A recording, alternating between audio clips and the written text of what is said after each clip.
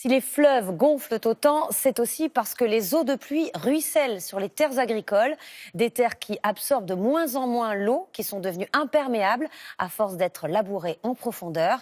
Explication de Simon Ricotier, Yves Ginca et Dominique Bonnet. Voici la vallée de Cézy dans l'Yonne, filmée l'an dernier. Aujourd'hui, ces champs sont sous l'eau. 45 hectares de blé et de colza qui risquent de ne pas se relever après la décrue.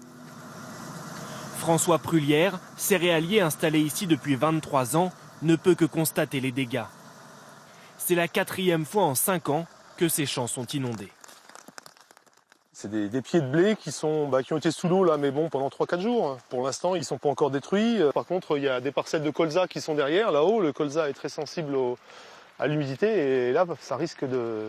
Enfin, ça risque. Oui, le colza est cuit. Des inondations à répétition dont l'ampleur est accentuée par des décennies de mauvaises pratiques agricoles. Normalement, quand il pleut, l'eau s'infiltre dans le sol et vient grossir les nappes phréatiques. Mais depuis la Seconde Guerre mondiale, certaines méthodes des agriculteurs ont rendu le sol moins poreux, favorisant le ruissellement de l'eau de pluie directement dans les cours d'eau. Il y a d'abord l'accroissement de la taille des exploitations. Des champs plus grands, mais moins de végétation qui freinait le ruissellement de l'eau. Et surtout, des engins agricoles qui labourent la terre et ne la laissent pas suffisamment respirer.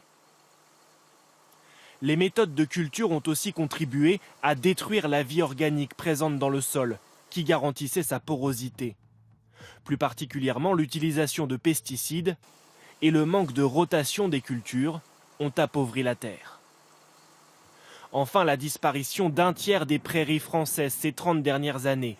Des surfaces agricoles qui absorbent pourtant facilement une grande partie de l'eau de pluie.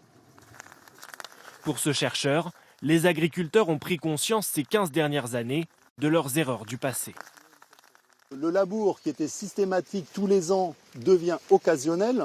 L'agriculteur ne le pratique que quand il est nécessaire.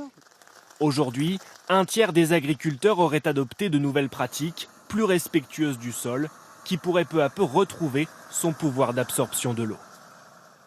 Et puis suivez la situation.